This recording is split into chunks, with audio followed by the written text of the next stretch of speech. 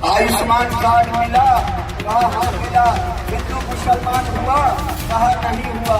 हमने बड़ा अच्छा, आपने हमको वोट दिया था, कहा हाँ दिया था। हमने गरीब खुदा का नाम लेके बोलिए तो कहा नहीं दिया था। जो किसी के उपकार को ना उपकार माने उसको नमक क्या बोलते हैं। दोस्तों, आपने गिरिराज सिंह का बयान तो सुन ही लिया था ना, जिसमें वो बता रहे थे कि उनकी मुलाकात एक मौलवी साहब से होती है, एक कहानी सुनाई जाती है, फिर बताया जाता है मुफ्त राशन मिला, सिलेंडर मिला, फिर उनसे पूछा जाता है आपने वोट दिया, मौलवी साहब कहते हैं दिया, फिर उन्होंने कहा खुदा की कसम कहा, उन्होंने कहा नहीं दिया। फिर इसके बाद वो कहते हैं कि बताइए जो उपकार करके, जिन पर उपकार किया जाता है और बदले में वैसा नहीं करते तो उन्हें क्या कहा जाता है, पहले खुद बोलते हो फिर जनता से बुलवाते हैं। अब इन सब के बीच गिरिराज सिंह के लिए एक बड़ा ऐलान हो गया है। ऐलान यह कि उन्हें पागल खाने भेज देना चाहिए। ये किसने किया ऐलान, कहां ऐलान हुआ, क्या क्या हुआ है, वो तमाम चीजें आज आपको दिखाऊंगा। खबर सिर्फ ये नहीं है, इसके अलावा आज आपको यह भी दिखाऊंगा फिर एक बार एक और नेताजी ने अंबेडकर साहब का अपमान कर दिया। एक कद्दावर नेता है बीजेपी के। और तो और आज संबित पात्रा का एक ऐसा बयान सुनाऊंगा जिसे सुनने के बाद आप यकीन मानकर चलिए, पूछने लगेंगे सवाल, जो आरोप आप विपक्ष पर लगा रहे हैं तो क्या वैसे ही बीजेपी शासित राज्यों में खेल करती है बीजेपी, ये पूछेंगे जरूर। और दिखाऊंगा बीजेपी के एक नेता का इतना गंदा और घिनौना काम जिसे सुनकर भी आप शायद सन्न रह जाए और सोचे भी नहीं कि आप कभी जिंदगी में ऐसा कोई कर सकता है। नमस्कार, मैं हूं प्रज्वल गौतम और आप देख रहे हैं the live TV. The live TV, सच सबसे आगे। सबसे पहले ये बयान सुन लीजिए, भाई की कहानी सुनिए इनकी अपनी बनाई हुई। आयुष्मान कार्ड मिला, कहा हाँ मिला। हिंदू मुसलमान हुआ, कहा नहीं हुआ। हमके लिए बड़ा अच्छा, आपने हमको वोट दिया था, कहा हाँ दिया था। हमके जड़ी खुदा का नाम लेके बोलिए तो कहा नहीं दिया था।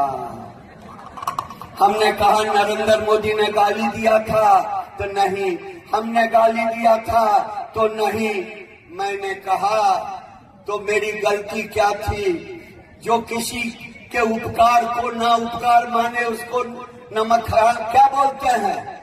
अरे जो किसी का उपकार ना माने उसको क्या बोलते हैं, उसको क्या बोलते हैं। मैंने कहा मौलवी साहब मुझे नमक हरामों का वोट नहीं चाहिए। तो मौलवी साहब से कहा इन्होंने नमक हरामों का वोट नहीं चाहिए। पहले मैं इनके बारे में बता दूं, नमक हराम का इन्होंने क्या प्रश्न निकाला। पहले कहा है कि आयुष्मान कार्ड दिया, मोदी जी ने अपनी जेब से दिया, गिरिराज सिंह ने अपनी जेब से दिया, अमित शाह ने अपनी जेब से दिया। नहीं, सिलेंडर का पैसा क्या मोदी ने अपनी जेब से दिया, गिरिराज सिंह ने अपनी जेब से दिया, गृह मंत्री ने अपनी जेब से दिया। नहीं, तो उपकार का है का भाई, उपकार तो देश की जनता का है कि तुम जैसे नेताओं को ढो रहे हैं हम। हां, पूरी जिम्मेदारी के साथ बोलता हूं, ये इस देश की जनता है, इस देश के टैक्स पेयर के पैसे पर सरकार चलती नहीं है, आजकल पलती भी है। तो कम से कम शब्दावली को स्पष्ट तरीके से साफ सुथरा करके बोलिए। अब मैं आता हूं पहले नमक हराम पर। आपने गलत बताया, आपको पता ही नहीं है। पहली बात तो कोई उपकार नहीं करती, चाहे कांग्रेस की सरकार हो, राज्य सरकार हो, कोई सी भी सरकार, कोई उपकार नहीं करती, क्योंकि वो अपनी जेब या फिर अपने पुरानी पुश्तैनी जमीन बेचकर जनता का कल्याण नहीं करती। ये सब हमारा ही पैसा होता है, वो लौटाया जाता, तो उपकार नहीं। ठीक है ना।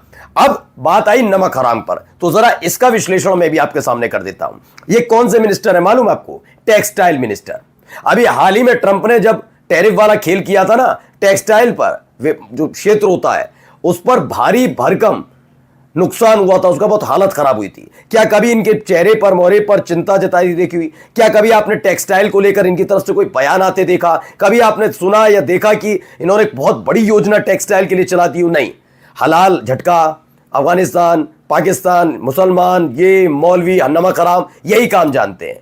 तो जो इंसान, गिरिराज सिंह जी, जिसको जो काम दिया जाता है, जैसे किसी की एक जॉब है, वो सैलरी तो उठाए, उसके जो पक्ष कहते हैं हमारे यहां, लेकिन जो सुविधाएं उसके तहत मिलती है वो तो उठाए, लेकिन वो काम ना करे, उसके उल्टा दूसरे काम में लग जाए, तो इसे कहते हैं बहुत कुछ। वैसे क्या कहते हैं मुझे समझाने की जरूरत नहीं है। तो आप जिनको नमक हराम बता रहे हैं वो तो नहीं है, क्योंकि इस देश के टैक्स पेयर का पैसा जनता को दिया जाता है सरकार के थ्रू, तो जेब से सरकार नहीं देती है। तो कोई उपकार नहीं कर रहा, कोई उपकार नहीं कर रहा, कोई आप भी कोई उपकार नहीं कर रहे। बस आप जैसे नेताओं को हम जैसी जनता ढो रही है, जो हमेशा गंदी और ऐसी ही शब्दावली का इस्तेमाल करते। तो लेकिन अब इनके लिए क्या कहा जा रहा है, जरा सुनिए क्या कह रहे हैं। गिरिराज सिंह जी का दिमाग खराब हो गया है। सिर्फ हिंदू मुसलमान उन्हें करना है, सिर्फ मस्जिदों के नीचे मंदिर खोजने हैं, मजारों पर झंडे लहराने हैं। गिरिराज सिंह जी को कोई भी कायदे का काम नहीं करना। अगर उनका मानसिक संतुलन असंतुलित है तो आए, उत्तर प्रदेश में भाजपा का ही शासन है, आगरा के मानसिक चिकित्सालय में उनका इलाज होना चाहिए। हमेशा वो बीजे की बात करते रहते हैं। अब देखिए, बिल्कुल इन्होंने कहा कि आगरा में बना हुआ है मानसिक चिकित्सालय, वहां पर इलाज करा लें। चलिए अगली खबर। अगर संविधान के आधार पर शासन करने वाला कोई प्रधानमंत्री होता तो अभी तक गिरिराज सिंह को मंत्रिमंडल से बर्खास्त कर चुका होता, डॉक्टर मुकेश कुमार कहते हैं। अगर मोदी की नीति सचमुच में सबका साथ सबका विकास की होती तो उन्होंने जो शब्दावली का इस्तेमाल किया, नेता को गिरफ्तार किया जा चुका होता। अगर इस देश का चुनाव आयोग सत्ता का गुलाम ना होता तो गिरिराज सिंह को प्रचार के लिए प्रतिबंधित कर दिया जाता। लेकिन क्या ये सब कुछ हुआ है, ये सवाल पूछा गया है। आइए एक और खबर दिखाता हूं, जरा इनको भी सुनिए क्या कह रहे हैं। किसी एक व्यक्ति ने संविधान नहीं लिखा। संविधान की एक कमेटी थी, उस कमेटी के प्रमुख जो थे, वो चेयरमैन थे, वो डॉक्टर भीमराव अम्बेडकर थे। लिखने वालों का तो लंबा एक इतिहास है और कोई एक दिन में लिखा गया ऐसा नहीं है। आखिर बहुत से देशों के संविधान का उसमें अध्ययन किया गया और हमारे यहाँ भी जो अंग्रेज सरकार के जो उस समय के पहलू थे उसमें जो ठीक थे वो उसमें डाले गए। तो यही है कि एक ने नहीं लिखा, ये नहीं किया, सारे ज्ञान इन्होंने दे दिए, सारे ज्ञान सब कुछ। हाँ, जो जितनी सर्जिकल स्ट्राइक हुई मोदी जी ने जाकर की है, ये इनको पता होगा, ये सारी कहानी। अब सोचिए, ये कह रहे एक ने नहीं लिखा तो मोदी जी ने जाकर स्ट्राइक की थी जिसके नाम पर वो वोट मांगते रहे। अब आए हैं संबित पात्रा जी का बयान है। बयान चूंकि एनआई का है लेकिन मैं पढ़कर बता दूं जो संबित पात्रा ने खुद लिखा। बंगाल में बीएलओ महासचिव सुपन मंडल ने खुलासा किया है कि ममता बनर्जी और टीएमसी ने बंगाल में सुनियोजित तरीके से वोट लूटकर चुनाव जीते। ओके। उन्होंने कहा है कि विरोधी मतदाताओं को घर से निकलने नहीं दिया जाता। ओके। ईवीएम पर बाकी पार्टियों के बटन काले टेप से ढक दिए जाते हैं। ओके। प्रॉक्सी वोटिंग के लिए अवैध प्रवासियों और मृत लोगों के नाम का इस्तेमाल किया जाता है। ओके। डायमंड हार्बर में 7 लाख वोट का अंतर इसी धोखाधड़ी का परिणाम है।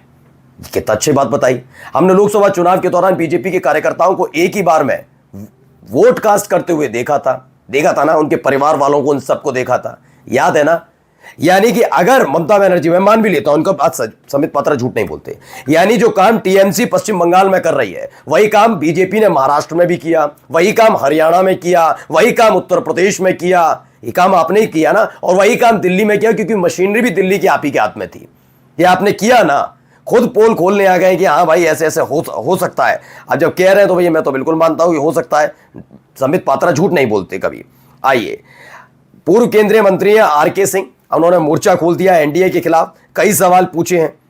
सूरज भान सिंह के बारे में लिखा, अनंत सिंह की पत्नी के बारे में, जब पिछले साल एनडीए की मदद की नीतीश और बीजेपी की सरकार बनाई तब पूर्व गृह सचिव देश के पावर मिनिस्टर थे, उस वक्त उन्होंने अनंत सिंह की कुंडली नहीं खोली, अब अनंत सिंह की कुंडली खोल रहे हैं, यही पूछा जा रहा है। लेकिन भगवान सिंह कुशवाहा, सम्राट चौधरी, इन सब के बारे में तब नहीं बोले, लेकिन अब खुल्लम खुल्ला पोल खोली जा रही है। और एक महत्वपूर्ण खबर और आप सुन लीजिए, दिल्ली को इंद्रप्रस्थ के नाम से जाना जाए तो बड़ी बात नहीं, क्योंकि नाम बदलने वालों की सरकार के एक और व्यक्ति ने दोबारा से, मतलब वीएचपी ने अब कपिल मिश्रा को पत्र लिख दिया है। क्या लिखा है? दिल्ली का नाम इंद्रप्रस्थ कर दीजिए, बाकी जैसा चल रहा है चलने दीजिए, लेकिन लिख जरूर दीजिए इंद्रप्रस्थ। और जाते जाते खबर देखिए, संदीप सिंह ने लिखी, बीजेपी आरएसएस का घिनौना चेहरा, बीजेपी नेता ने अपनी ही बेटी से दुष्कर्म किया है। कहां पर? मध्य प्रदेश के पन्ना में ये आरएसएस और बीजेपी का घिनौना रूप सामने आया। आरोप है कि एक आरएसएस कार्यकर्ता और बीजेपी नेता सतीश मिश्रा ने अपनी ही बेटी का दुष्कर्म किया। नमस्कार।